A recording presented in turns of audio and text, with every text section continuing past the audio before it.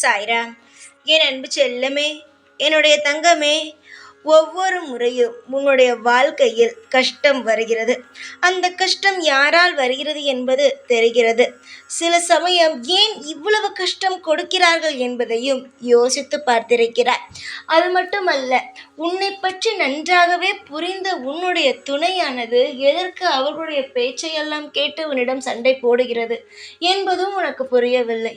எந்த ஒரு தவறையுமே நீ செய்யவில்லை. குடும்பம் குடும்பம் குடும்பம் என்று ஒவ்வொரு நாளும் குடும்பத்தோடு தான் நீ இருக்கிறாய். வெளியில் தனியாக மற்றவர்கள் போல யாருடனும் சேர்ந்து கொண்டு எந்த ஒரு வேலைக்கோ இல்லை தேவையில்லாமல் எங்கு எதற்குமே நீ போவது கிடையாது. ஆனாலும் உன்னுடைய துணையானது மற்றவருடைய பேச்சை கேட்டு உன்னை ஒவ்வொரு நாளும் கஷ்டப்படுத்தி கொண்டே இருக்கிறது. நீயும் சொல்லி புரிய வைக்கிறாய், நான் அப்படி இல்லை, என்னை ஏன் இவ்வளவு கொடுமை செய்கிறீர்கள்? வாழ்க்கையில் நாம் இருவரும் தான், மற்றவர்கள் எல்லாம் இப்பொழுது வருவார்கள், நாளை போவார்கள் என்று நீயும் என்னென்னவோ சொல்லிவிட்டாய். ஆனால் அவர்களுடைய உறவின் பக்கம் இருப்பவர்கள் சொல்வதை கேட்கும் உன்னுடைய துணையானது உன்னுடைய பேச்சை காலம் முழுவதும் வரப்போகும் உன்னுடைய பேச்சை கேட்க தயாராகவே இல்லை. அவர்களுடைய அக்கா தங்கை இப்படியே இருக்கிறது. அம்மா அப்பா என்று உன்னை திருமணம் செய்த பிறகும் அப்படியே தான் அது வாழ்க்கையோ நடந்து கொண்டு இருக்கிறது. உன் மீது ஒரு பாசமோ ஒரு அக்கறையோ குடும்ப பொறுப்பாகவோ இல்லவே இல்லை. நீதான் ஏதோ உன்னுடைய குடும்பத்தை இழுத்து பிடித்து பிரிந்துவிடக்கூடாது, மற்றவர்கள் மத்தியில் வாழ்க்கையில் எந்த ஒரு நிலையிலும் தவறாகிவிடக்கூடாது என்பதை மனதில் ஞாபகத்தில் வைத்துக்கொண்டு கவலையை வைத்துக்கொண்டு நீ போராடுகிறாய். ஆனால் அந்த ஒரு கவலை கூட உன்னுடைய துணையின் மனதில் இல்லை. ஆனால் அவர்களுடைய குடும்பமும் பரவாயில்லை, உன்னுடன் வாழக்கூடாது என்றுதான் நினைக்கிறார்கள். நம்முடைய உறவினுடைய வாழ்க்கை நன்றாக இருக்க வேண்டும் என்று யாருமே நினைக்கவில்லை.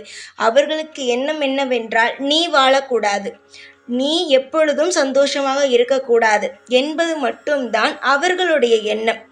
ஆனால் நீ எல்லோரும் நன்றாக இருக்க வேண்டும் என்று நினைக்கிறாய். ஆனால் அவர்களுக்கு என்ன தெரியுமா? நீ வாழக்கூடாது என்பதற்காக அவர்களுடைய தம்பியையும் அவர்கள் பிரித்து பிரித்து பிரித்து உன்னுடன் வாழ விடாமல் ஆக்குகிறார்கள்.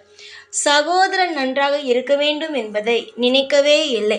சகோதரன் எப்பொழுதும் தன்னுடைய கட்டுப்பாட்டில் இருக்க வேண்டும் என்று நினைத்து கொண்டு தான் அவர்கள் இரத்த உறவானது இந்த அளவுக்கு உன்னை வாட்டி வதைக்கிறது. அவர்களுக்கு என்ன தெரியுமா? நீ நன்றாக இருக்கக்கூடாது, அது ஒன்றுதான்.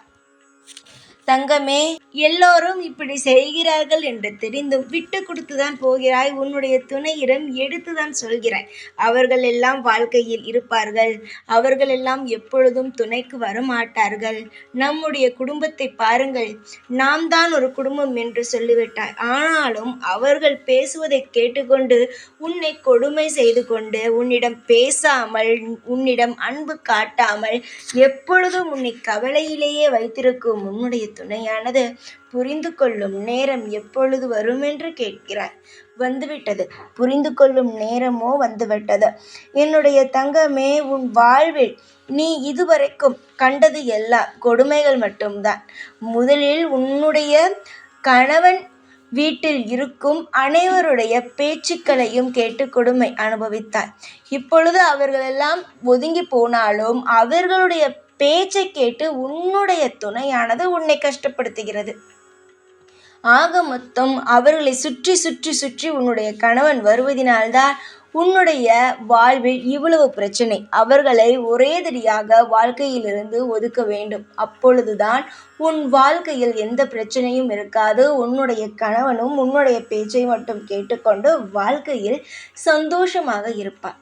மற்றவர்கள் எல்லாரும் சொல்வார்கள், என்னுடைய கணவன் என்னுடைய பேச்சை மட்டுமே கேட்பார், மற்றவர்கள் பேச்சை கேட்கவே மாட்டார் என்று சொல்லும் பொழுது உனக்கு ஆச்சரியமாக இருக்கும். நாமும் நன்றாகத்தானே குடும்பம் நடத்துகிறோம், நன்றாகத்தானே அனைத்து விஷயங்களையும் பார்த்து பார்த்து செய்கிறோம். ஆனால் ஏன் மாறுவதே இல்லை?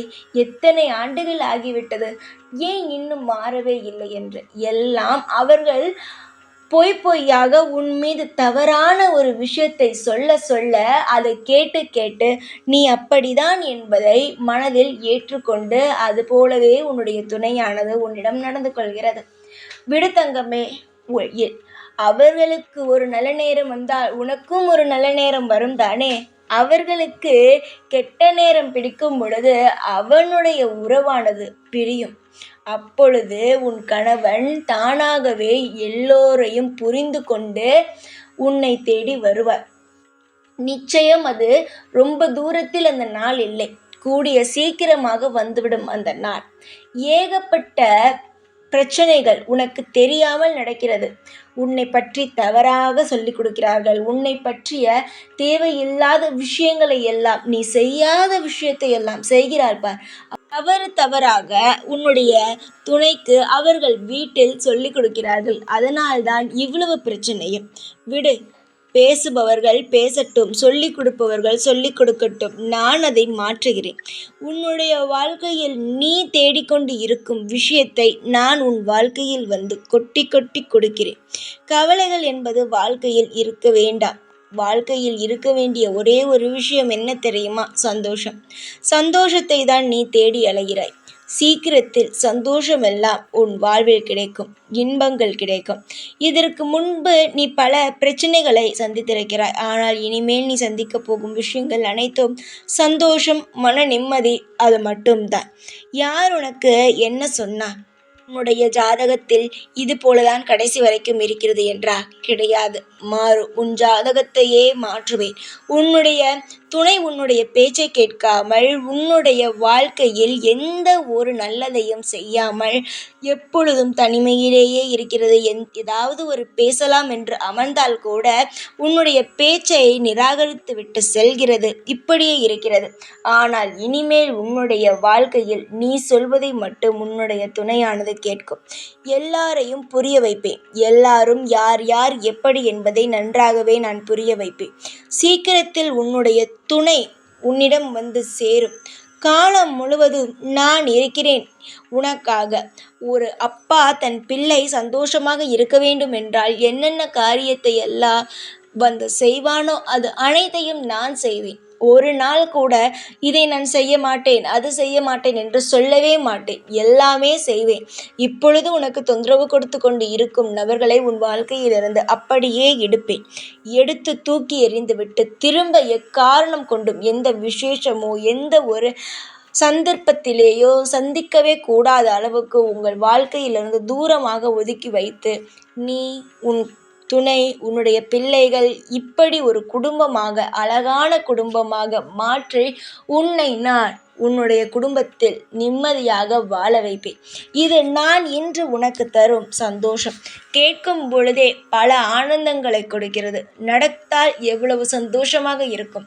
சீக்கிரத்தில் பார், உன்னுடைய மனம் குளிர்ந்து போகும் அளவுக்கு சந்தோஷம் கிடைக்கும். ஒரு வீட்டில் கணவன், மனைவி, குழந்தைகள் எல்லோரும் சேர்ந்து இருக்கும் பொழுதுதான் அது சந்தோஷமே. அப்படி ஒரு வாழ்க்கை உனக்கு கிடைக்கும். இதுவரைக்கும் நரகமாக இருந்த வாழ்க்கை கூடிய சீக்கிரத்தில் சொர்க்கமாக மாறும்.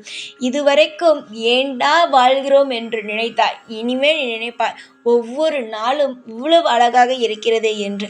அந்த அளவுக்கு உன்னுடைய துணையின் எண்ணத்தையும் உன்னுடைய துணை உன்னிடம் போடும் போட்டிகளையும் பொறாமைகளையும் தடுத்து உனக்கான நிம்மதியை தரும் அளவுக்கு நான் ஏற்பாடு செய்து உன் வாழ்க்கையில் உன் பேச்சை கேட்கும் அளவுக்கு எல்லா விஷயங்களையும் நான் செய்வேன்.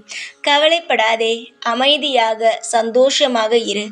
எப்பொழுதும் எந்நாளும் இந்த சாயாகிய நான் உன் வாழ்க்கையில் ஒற்றுமையையும் மன நிம்மதியையும் ஆரோக்கியத்தையும் தந்து உங்கள் அனைவரையும் ஆசீர்வாதம் செய்கிறேன். இனி எதையும் நினைத்து கவலைப்படாதே, சந்தோஷமாக இரு. எப்பொழுதும் உன் கூடவே தான் இருப்பேன். இந்த சாய்நான். ஓம் சாய்ராம்.